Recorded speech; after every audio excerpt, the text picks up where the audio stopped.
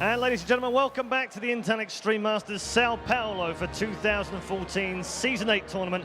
We are, of course, in our penultimate tournament. Just one more to go after this at Cologne in 2 weeks' time for the final chance to qualify for the winner-takes-all Katowice World Championship. It's going to be absolutely amazing, held in the Spodek Arena in March. If you haven't already got your tickets, check out intelextrememasters.com and make sure you get your tickets reserved. It is going to be a very special grand final indeed. Before we get there though, we've still got plenty more StarCraft action coming your way. We've now got the winners final of Group B. Let's just show you the bracket and show you how these two players have advanced through. Straightforward wins for both TLO and MC in the end. We thought maybe MC would struggle a little bit, but he's absolutely on fire, which is a coincidence really, because so am I right now. Yeah, that's right, it's that hot here in Sao Paulo. We're just melting to the floor. So apologies if we're not looking our best and I'm not suited up and got a tie or a bow tie, but it'll come at some point when the weather has cooled down, which will probably be in Cologne, because it's probably -5 there right now. I'm going to stop waffling and introduce the players as we go into our winners game. Ladies and gentlemen, these two players have met a number of times before. They've clashed in WCS Europe, of course. It's time to introduce you to our winners game, the winner of which will advance on to the quarterfinals. Our first man is a former GSL winner, the former greatest player in the world, some said, before Jadon come along and knocked him off his perch money-wise, but he's still the boss toss. He is MC.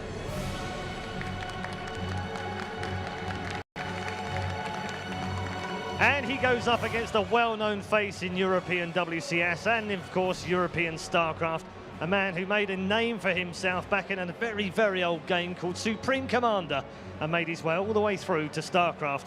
He's the German Zerg. He is TLO.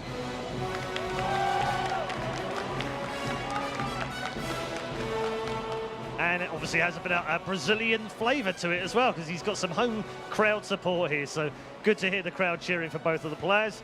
Enjoy the game. Let's go over to the commentary teams in Portuguese and in English.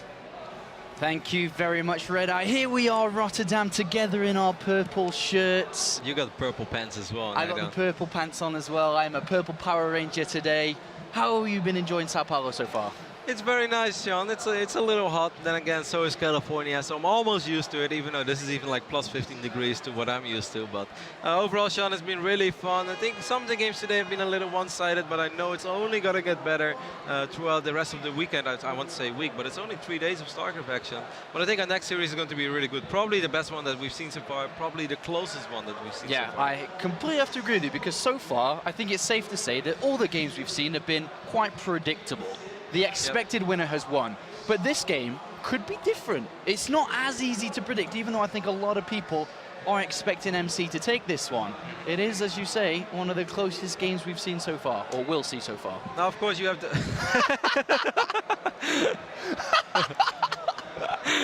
Well, that caught me off guard. What is he doing? I would almost say that he's sunbathing, but we do have some sort of a roof. Then again, it's not like completely proof. Maybe he found an angle where there is some sunlight shining on him.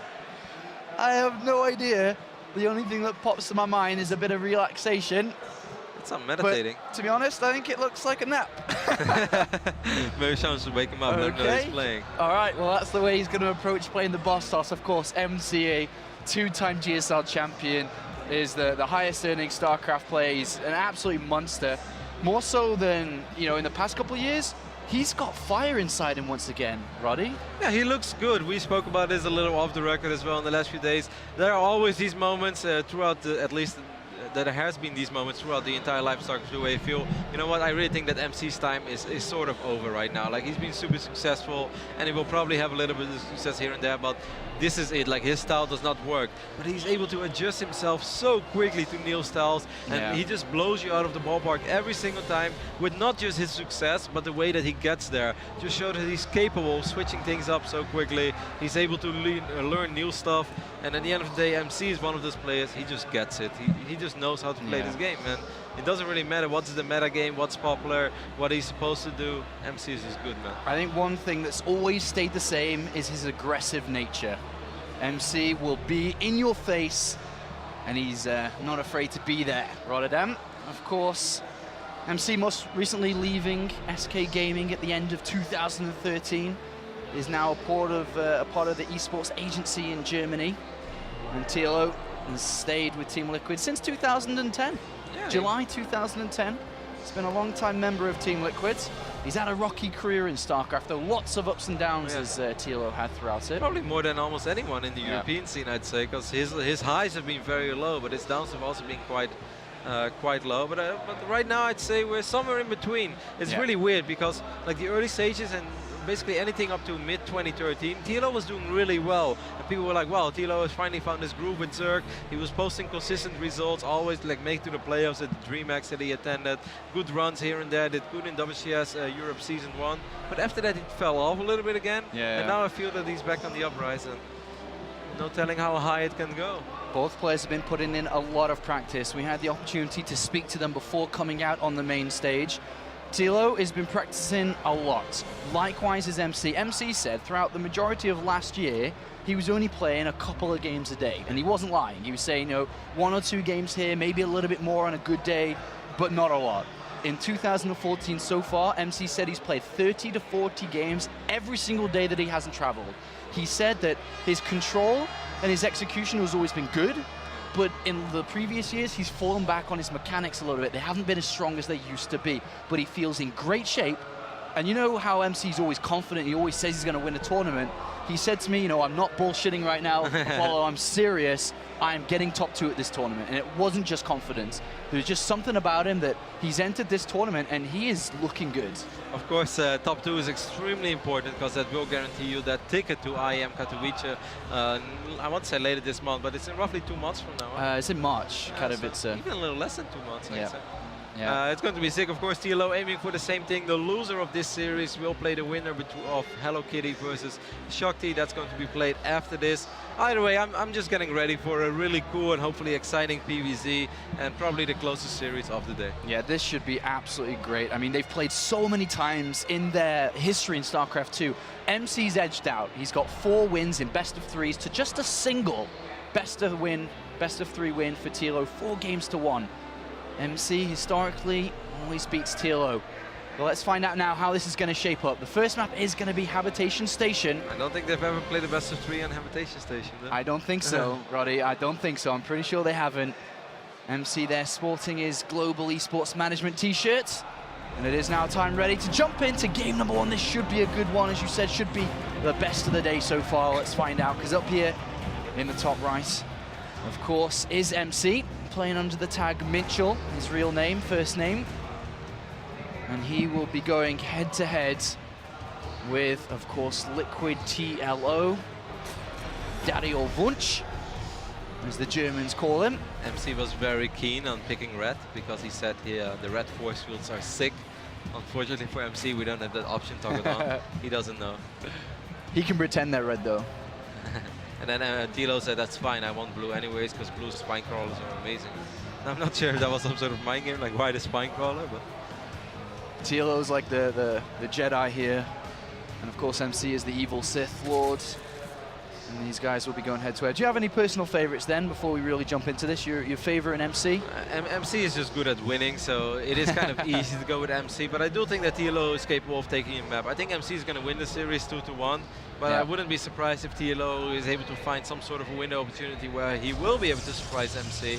Because let's not underestimate TLO. A good TLO is almost capable of defeating anyone, especially in ZVP. I think this is a matchup that suits TLO reasonably well, especially because he too likes to be aggressive. He's not a swarm host player. He's the opposite of a swarm host player. Yeah, that's exactly right. I managed to speak with TLO and he said he idolizes the way that Jaedong plays. So strong, so mechanically strong, so fast. And just overall appreciates his playstyle, which, as you said, is not swarm host. And we'll see how these two styles do interact against each other. We do see MC with a gateway without a gas here. Oh, this is cool already, Sean, as we see the hatch first going down at the gold base. And I'm very eager to see what MC is going to do about this, because I've actually had like mixed thoughts of how I should go about this.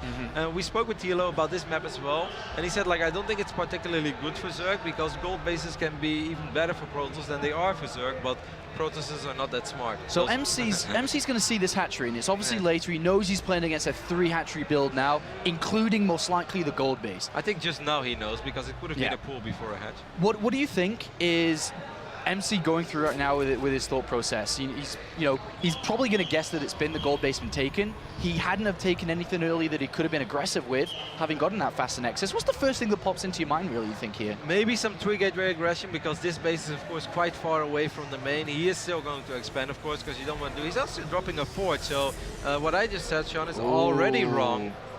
He's going to try to cannon this. I don't think that's going to work. It's too late. Well, the spawning pool is actually super late, so... Yeah, this is MC's going to go for this here, immediately throwing down the forge. So 2 drones have come across here, and TLO will spot this. Another pylon has come down. TLO not bringing any more drones, obviously. It's quite a way to go. And is this going to work? Remember, there is a Zealot on the way as well to support this if it gets over there. Rotterdam. There is the first cannon. He's going to need speedlings ASAP. I'm just curious, Sean, how this is going to go. That Zealot is going to complicate things. That's going to complicate things a lot. There is a Queen on the way. There is a Spine Crawler on the way. This cannon will most likely get cancelled eventually. The other cannon is going to go up. But this Zealot changes everything. Surely TLO cannot defend this location. 4 cannons, another Zealot not far away. 1 cannon gets picked off, or should I say cancelled there. But with 3 cannons. Yeah, I think you're right. This is unholdable right now. All these Zerglings are going to make their way across the map. MC doesn't really have anything at home. He is dropping a Cybercore right now, but of course he does have these 2 Zealots, which can just chase away these slowlings. All right, well, let's find out how this is going to shape up. TLO surely cannot be looking to hold this. We'll find out. 2 Zealots in the middle of the map. Do you get surrounded? He's still building Zerglings. He's going to try. Is he going to go to break actually break the natural of MC? Yeah, I guess that's his best shot. Maybe he's able to force a cancel on the Nexus. If he destroys the natural Nexus, then surely he can go back to 2 bases and sacrifice the gold. There isn't really a whole lot for MC on this side of the map. He just has a single Zealot. Yes, MC is having cannon in his main mineral line, but he doesn't have anything on the low ground with no mothership core, delayed gas. Yeah. There are 2 If Zealots. he can get this Nexus, he's already droning behind this. Can he get the Nexus, though? That would put him in a comfortable position. 2 Zealots, a Stalker halfway through being completed. Remember, Zergling speed has started. I guess it's kind of a little bit far away from completing, though. It's all going to come down to the engagement. He cannot fight the Zealots unless he gets a really good surround on them. There are probes here to help out as well. Probes are extremely important because it will make the difference between a Zealot hitting a Zergling 3 times or 2 times. And here we do have the Zerglings getting in there. A lot of probes are going down. Zealot as well, and TLO's cleaned up all those probes. It's 28 drones to 16 probes. This is good enough, Sean, especially with speed more than halfway done. He can actually have a big follow-up with another 12 Zerglings, and if MC doesn't have a full wall-off, he doesn't have a single cannon on the low ground, he doesn't have a mothership core. Remember, there's no queens here, though. He didn't build any early, the way that he's been playing this out, so... But he's throwing out a Roach Warren here. I mean, I guess he can anticipate that the Cybercore has been around for ages, and, Warp Gate could have been down quite a while ago. I mean, yeah, and he knows there is a fort shot on the map, so maybe he's worried about +1. Well, remember, I mean, Warp Gate research hasn't even begun being researched here, Rotterdam. But that's what we know, that's not what TLO knows. Well, that's not what MC may not know either. I mean, he's building a Sentry, he's got enough... Oh, he's getting ballsy with these 2 Stalkers, Sean. There are actually Zerglings, there is Zergling speed already, but we only have 4 Zerglings. Does MC not know he has not got Warp Gate research? Surely. Well, I don't think he realizes. No, he doesn't know this. Oh. That's a big mistake. Write it down. He does have a full wall up now, so... Okay, well, there's no aggressive options here, though, from him. Not with that Warp Gate research only just now starting. TLO actually starting up 4 roaches. He's probably worried about what could go on. Of course, there is still this pylon. I want to say these pylons, but it's just a single pylon. But it's very well protected. TLO has to be worried about that, because if MC would have gotten +1 and Warp Gate would have been ready already, he can warp in a bunch of +1 Zealots. What do you make of TLO building 8 more roaches? Surely at this time he must know that the mothership core must be close to being finished, if not already out. He can't be hoping to break this natural. Not without Burrow, I think. I mean, what does he do with all these roaches? Is he looking just to bring down the cannons, maybe, to get back on the gold base again? I mean, this has been a very unorthodox game. Not 12 a game more that... links? 14? Okay, he wants to be aggressive. I'm not sure, Sean. This is... The mothership core is out. Obviously, it doesn't have enough energy for Photon Overcharge immediately here. But there are a couple of force fields. Warp Gate isn't done, I suppose. So it's not like he can warp in 3 sentries immediately to hold on against this. MC could have actually caught a glimpse of these roaches with his pylon and his cannons, and now he's going to see them, of course, with the mothership core. With these sentries, he should be able to buy enough time to get at least 1 cannon up. If I was MC, I'd get another cannon, because this is like, hey, there's quite a few roaches, man. Oh, he's going to wall off with another pylon here. The mothership core's at 70 energy. He needs 100 to be able to use that time warp. He needs some more force fields here. He could really use warp gate technology. Yes, he could. And this looks pretty, this is pretty, as you say in America, WCS America, dicey, I think the right word is here, Rotterdam. That's you guys, Sean. We just stole it from you. We put a hashtag in front of it. A lot of roaches, a lot of zerglings knocking on the front door. Warp gate is about to finish up. A lot of cannons are about to finish up, but MC has no more force fields. He can have photon overcharge in just a few energies more, but fine. He needs the, the sentry's getting one, and he can't force field quite. He gets one just above the gateway here. Where is that photon overcharge? It's activated. And behind this, we are having a couple more units coming across, but the pylon's down powering the cannons as well. Wow, that changes things a little bit, because there's not that much DPS in his army of MC. He's going to lose a sentry. He might lose another sentry. TLO is still rallying units across the map. There are 16 roaches. Wow, is TLO actually going to break MC here? It looks like he could, and that warp gate research could have just cost MC the game. And TLO destroys the pylon again. And photon overcharge is gonna end in a couple of seconds time, and TLO with so many more reinforcements. MC realizing he needs to wall off, but what is he walling off? I mean, he needs the cannons up and running. He's about to power them off again, but there is still a couple of roaches behind his natural. More zerglings are making their way across the map. Can he warp in sentries? Does he have gas? Yes, MC has a lot of gas. He needs to get rid of the sentries. Ooh, one of them is so low on HP. Force field will go down. And the 3 cannons are up though here.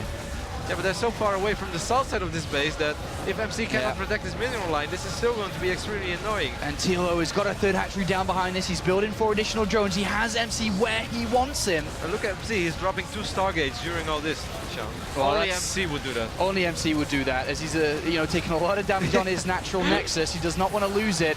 A couple of force fields do come down to push these units away, but TLO is targeting the nexus. He's going to have to use the probes. There are a lot of low HP roaches. I think he might know. He's not going to be able to keep the nexus alive. This nexus will fall. Yeah. No, you have to focus it, TLO. He will get it. He gets the nexus. A big win here for TLO. And what a fast and furious game from both sides. Oh, the drones are even over it. That's a bit of a misrally, as they'll have to go home. And MC is crippled from this point. What does he need to really get back up and running again? Does he just need to sit back? Does he need to move out? Look at TLO as well, already dropping spore crawlers, realizing that he's in a great position right now. The only thing that could possibly really ruin him is A, an Oracle, or B, a Dark Templar. So why not make a bunch of spores? MC, unfortunate for him, even has to take out one of these pylons. A crazy game, Sean, a very unorthodox game. Yeah. But great way that TLO handled a couple of things really great. Picking up these 2 Zealots early on in the middle of the map, that really helped. I still don't think this would have been as effective if MC would have had quicker warp gate. Yeah. But picking up that pylon as well, on powering those cannons, really crazy game, really fun game so far. All right, well, MC has decided to build 2 oracles at a time here. And he's going to move over, as you said, there are spore crawlers in each one of these mineral lines, apart from the 3rd base, bear in mind, which MC is going to go over and find. MC does have +1 attack researched. TLO only just now starting that +1 of his own. I don't think we're going to see a whole lot of gateway units in the near future from MC though. He's going to work on this first queen immediately, and then he's going to see the natural, what you mentioned as well. There's already a spore crawler. Well, 2 void rays now being made behind this as well. Where is MC looking to do? He's going to come over here with the oracles, and he's going to bring down another queen here. That's 2 queens. A bit of harassment has been done, but MC only has 2 gateways behind this. 2 gateways and 2 stargates is his only production at this point. So he's going into void ray production now. What a bizarre game. I've not casted a lot of CVPs like this. You think that TLO should be looking to throw down the Hydra Den soon? Especially knowing that these oracles are out? And I think he will, because he's already getting missile attacks as well, so I think that's an excellent suggestion, and I think he will do that. All right, well, looks like TLO is going to put some overlords in the middle here to start some creep spread throughout the middle, because he has not had the opportunity to do so. And MC is going to take a 3rd base here. This has gone unscouted, and TLO just simply doesn't know what MC is doing behind this. He's making a lot of roaches. Of course, we saw Mondragon do it once upon a time, roach against Void Ray, but I think that the times these days are a little different, especially with these sentries as well, with the Mothership Core. I do think that, TLO has to be careful that he doesn't produce a ridiculous amount of roaches, and then he won't be able to break MC. Well, can MC hold on to this? He's got quite a few sentries, 4 sentries with a lot of energy here. Is he going to be able to use... He's got 3 Void Rays in the main base. He's going to see these units in the middle of the map now with the Mothership Core, so he's got to bring these Void Rays down. If MC can hold on to this third... Let's not forget, he has cannons in the natural as well, so he doesn't really have to worry about the natural. He might lose the third one time, but TLO is going to lose a ridiculous amount of units if he decides to commit. And he doesn't look like he is going to here. Sick force fields there by MC. Oh, beautiful. He's going to trap a lot of these roaches, and now TLO's, I suppose, forced to attack. He's going to move him. Time Warp is activated. He's got the photon overcharge available. Oh, no, never mind. He's going to use the second Time Warp, and the Void Rays are melting everything here. And MC holds on, and that attack there, that choice to build those units for TLO has not paid off. You think that MC's way back in this now? Yeah, just like that, he's back in it. I would even say that he's slightly ahead. I mean, supply-wise, he's ahead. He actually has 20 army supply lead. He's only down 10 workers. TLO doesn't have fantastic tech behind this. He doesn't have a Hydra Den. Just the infestation pit is going down right now. Roddy. He doesn't have a massive upgrade advantage. 5 Void Rays and an Oracle. Can they break this third? A Queen and 2 Spores? Maybe, I mean, maybe he can reinforce with some Queens. More Spores are going down. He's actually repositioning one of the Spores. This could get dicey. Oh, okay, so he's going to move back here. Queens are coming down. There's not a lot of anti-air right now. There's 3 more Queens being built. And MC putting the pressure back onto TLO, who, remember, at the start of this game, destroyed that natural, but on the other side of the map, there are roaches there. MC will hold off with force fields.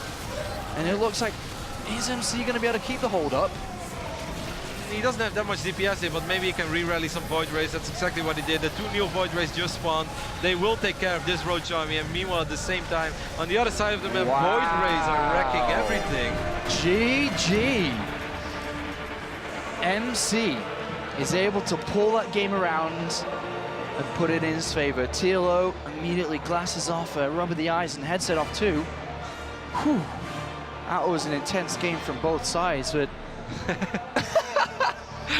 MC, as cool as a cucumber, sits there and takes a sip of some orange juice or mango juice. Brazil has some great mango and orange juice. And they're very proud of their mango juice. It is beautiful. We had some coconut juice yesterday in the park as well. That was great. If only I had my pom-pom. If only. I know, that was a really fun game. Wow. I don't really have other way to summon it up. Like, What do you think's going through his mind? Like, look at him. Probably a little frustrated because he felt he had it and he was in a great position. He was ahead economically.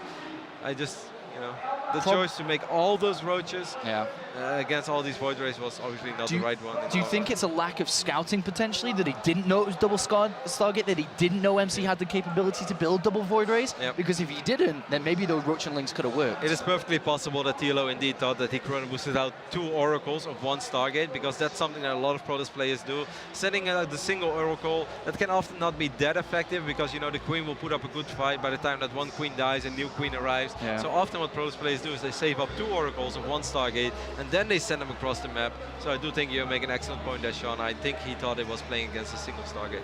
Oh, a little bit unfortunate there for TLO. A fantastic start for him throughout that game. But it is MC who was able to capitalize on a couple of errors there from TLO in the mid-game and finds himself 1-0 in the lead. And remember, the winner of this best of 3 advances to top 8 at least, guaranteeing themselves $1,000, 250 WCS points, starting the year with a bang when it comes to the WCS points. And of course, getting closer and closer to top 2, where you would qualify for that $100,000 winner takes all tournament in Katowice, which I'm sure MC wants to play in. MC already knows how he's going to spend the money. That's right, man. He wants that car. He wants that R8. But imagine MC in an R8. I cannot imagine it. I can. I mean, if listening to Drake on the highway, Roddy? I'd be jealous. I'd be jealous. I'm not gonna lie. I mean, if MC really wants it, he can already get one. Yeah, probably actually that GSL money. And yeah, he's won a lot of tournaments and he's won a lot of money over his StarCraft career. It seems like game number 2 will be played on Polar Night. TLO got close to winning game 1. I still believe that he has what it takes to at least take a map. It's just a crazy game on Habitation Station, Sean. You cast a lot and we see a lot of StarCraft, but I haven't seen a whole lot of games that unfold like that one did.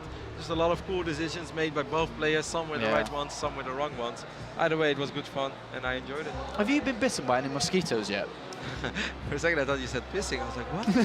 Pissing near mosquitoes? Why would I do that? No, man. No, I have not been bit by mosquitoes yet. I've got 4 bites on my legs from just today. How am I the only one that's been bitten? Is it my English blood? Yeah? I mean, you are kind of a hottie, Sean, so if I was a mosquito, I'd probably go for the blood. Come on, don't steal your own hashtag. Hashtag Roddy is a hottie. You're a sick man, Sean.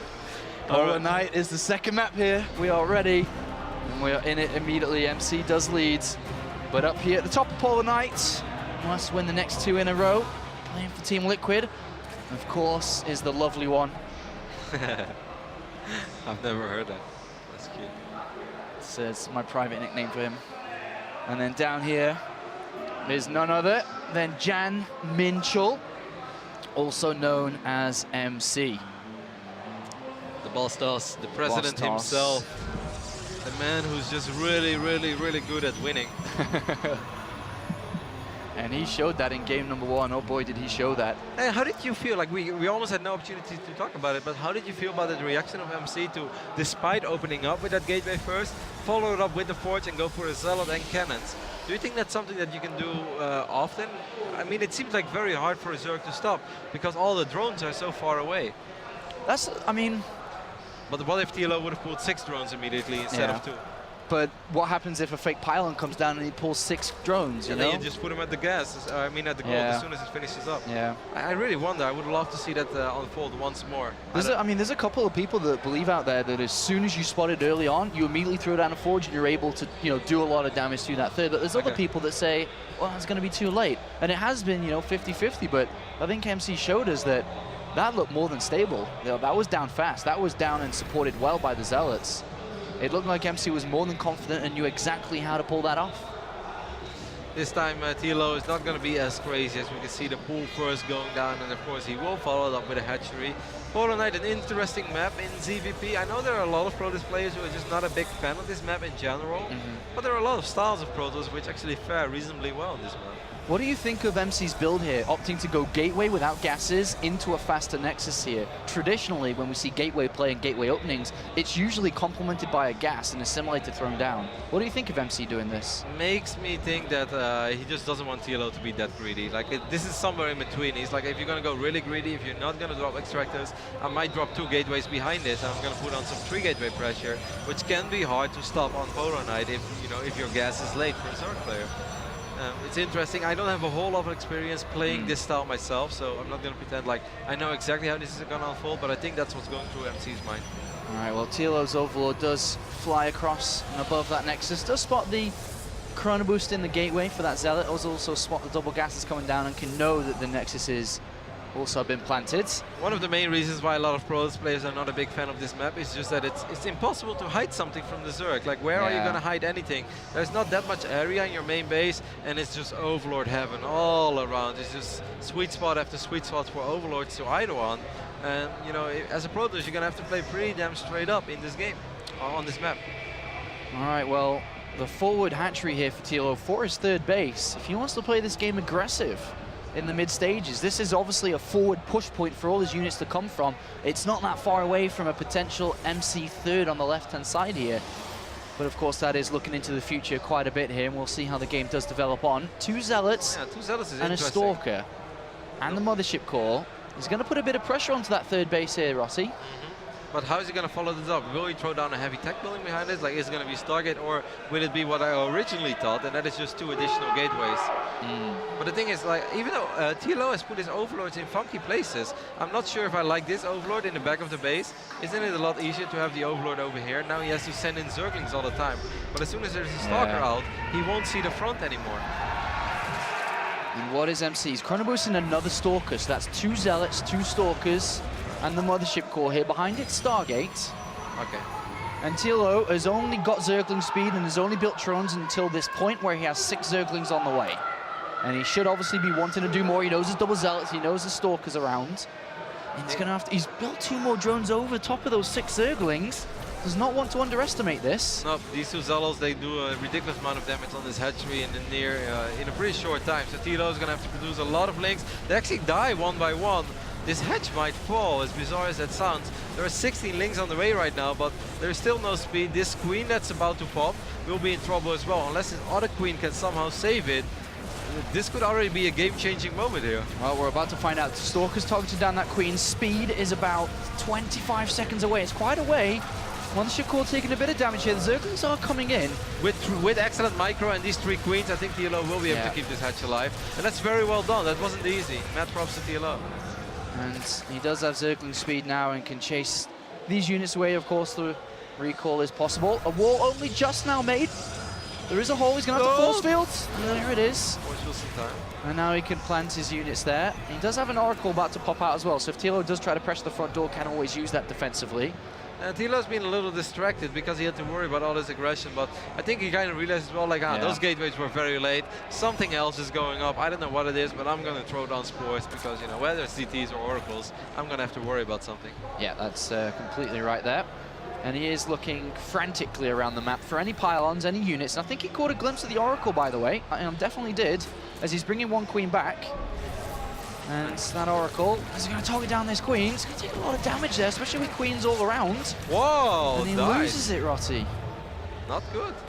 Not good indeed. Behind this, more units being warped in, another Oracle being built. Yeah, ballsy move there by MC to just let it idle. Yes, there was a low HP queen, but, you know, Spore Crawler's doing a lot of damage to pretty much whatever. He's producing a second Oracle now as well. I think that's just to keep, you know, keep TLO in the back foot a little bit. Yeah. Try to see if he can pick up a few workers here and there. There will be a Void Ray as follow-up. I don't think he necessarily wants to commit to the Void Rays, but if he has any ambitions of ever taking a third base, he's going to need to rely on a Void Ray. Yeah. Because, you know, Blink Stalkers or Colossus or Storm is so far off. Yeah, I think he's going to move out very soon here to take a third. He's got quite a few units now. Definitely should be enough to support taking a third base. He is in on a few gateways, so he's not rushing out here. 3 gateways in total. Is he even looking to take a third? These 3 gateways are telling me no, even though it's still 9 minutes and 20 seconds, so this is not that crazy. Yeah. Work count shows us 45, but there's no additional tech. Like this, just gateway units and a single target is not going to win you the game. So I actually think it might be a crazy 2-base push. 14 drones on the production tab right now for Dario. All right, let's hope there's no more than that, because if MC's going to move out, which by the looks of it, as you said, it seems to be, then he might get stung here. Might get hit by an attack. 25 army supply currently to 43 for MC, but those drones are going to give TLO a fantastic economy. There is a Hydralisk den on the way, but I would love to see DLO just go absolutely crazy with roaches and above all, Sean, burrow. Yes, there is an Oracle, but it's unreliable detection. It's not as reliable as an observer. Well, here comes Minchel. MC's going to move out now, and the unit production has begun, but has it begun too late? The Oracle and Mothership Core are above the Zalnoga Tower. This is going to be the standpoint for MC, down into this third. The third is low as well, remember. The most important thing for TLO is that he doesn't take a fight too early and a bad fight. Like, you rather lose that third base, but get a favorable engagement later on. Did he already use Envision? Yes, he did. 9 Hydras. 3 tumors. He's baiting out Force Field. This is good for TLO. He cannot lose too many units. Just let him go. Can he get those these roaches on the right-hand side? They're trapped in. The Hydras are starting to pop out here, but MC has a lot of units. And is this going to be broken here? The Void Ray is doing a lot of damage. And with just Hydras and Roaches, I don't think he's going to be able to hold on to this. 67 army supply, but a lot of it is in Sentry. Sentry's not that strong in a lot of scenarios. Another time bomb will go down. Mothership Core might fall, but nope, not yet. TLO just needs to get all of his units together, but that's almost mission impossible right now. Yeah, there's a lot of force fields coming down here, and TLO may have overdrone just a little bit too much here as MC pushes forward with a trademark aggressive move, as we know and love him for. And he's destroyed queens, he's destroyed loose units, and he destroys this series. 2-0 and advances to the top 8 and says, "What's up?" into the camera. MC into the quarterfinals already. Sips on some mango juice, nods his head a little bit. Yep, that's right, that's what I do. I make it to the playoffs in big tournaments. Cool series though, Sean. I did enjoy it, and you know, this game you might look at it and think like, that wasn't all that close. If TLO instead of 14 drones makes 6 drones and already goes into like 8 roaches, I really think this is already a different outcome. I felt those first forces he baited was excellent, but then he still kind of committed with those roaches on the right side. He got stuck in there, didn't he? But yeah, it was really hard because there were so many sentries. Well, MC goes 4-0 in 2 best-of-3s. Domination today from the boss toss.